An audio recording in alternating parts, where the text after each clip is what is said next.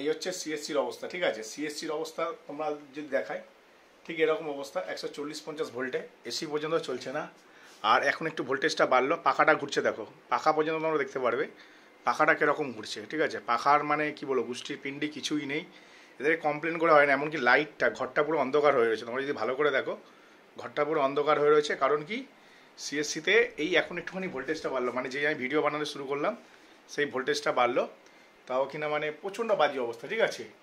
Input 140-142, ওখানে যে ইনপুটটা আছে 140-142, 130-এর নিচে নেমে যাচ্ছে, বারবার এসি বন্ধ হয়ে যাচ্ছে, এসি তো চলানোই যাচ্ছে না, দুপুরবেলায় পর্যন্ত এসি চলছে না।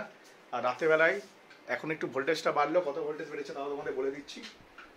ইনপুট কত দিচ্ছে, হ্যাঁ এক্ষুনি 140 ছিল 160 হয়েছে, 20 ভোল্ট বেড়েছে বলে পাখাটা একটু ঘুরছে। পাখাটা ঠিক দেখো এরমভাবে ঘুরছে, বুঝতে পারছো। পাখা নাকি মানে কি বলবো, একটা বাচ্চা ছেলে হাত দিয়ে ধরে থামিয়ে দেবে, এর থেকে হাত পাখা দিয়ে জোরে হাওয়া হয়।